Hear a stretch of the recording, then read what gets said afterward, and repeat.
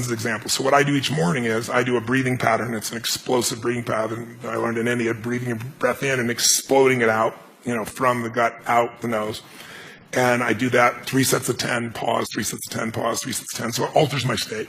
And then I just do 3 things for 10 minutes because I have this deal with myself. If you don't have 10 minutes for yourself, you don't have a life. Who's with me on this? So I said, you know what? I don't need to have 20-minute, 30-minute, 40-minute meditations. I want 10 minutes, and I don't know if I need to meditate. I don't know if I'm going to meditate. To not think, I don't know too many people can do that. And I don't even know that I want to not frickin' think, So I thought what I want to do is I want to focus on the emotions that will cause me to be the better me. And the 2 emotions that most people are messed up by are anger and fear. And when you're grateful, you can't be angry. Try to be grateful and angry simultaneously. It'll never work. And you can't be fearful when you're grateful. So when I look at people, almost always they're reacting out of fear or they're reacting out of anger. It's some version of those 2. So gratitude to me is the antidote. So I spend 3 minutes, just 3 minutes, and I think of 3 things I'm grateful for, 3 people, 3 situations, but I step into it. I don't remember the roller coaster over there riding it. I put myself in the front seat going over the edge so I feel the moment. And I make sure one of the 3 things I'm grateful for is something really simple, like the wind on my face, or something beautiful like my child's smile.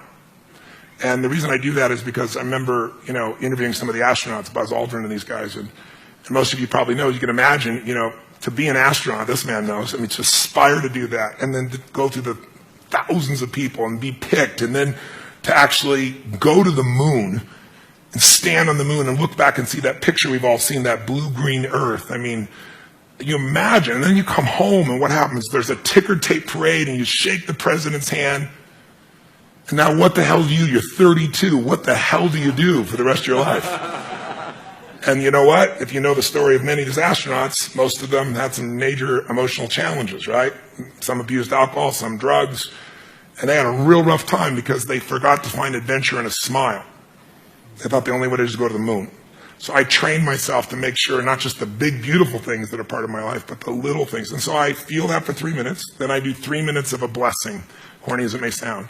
I imagine life, God, energy coming into my body, healing every muscle, every nerve in my body, strengthening everything as you strengthening the best of me, my passion, my love, my generosity, my creativity, my humor, my love. And then I see any problem that needs to be solved just being solved, because otherwise I tend to think I got to do it all. And then once I feel that fully, and that energy comes through me and back through me multiple times, then I do a circle of my intimate family, my kids, my wife, my friends. This little character over here is one of my list. And I just circle out all the way out to my clients.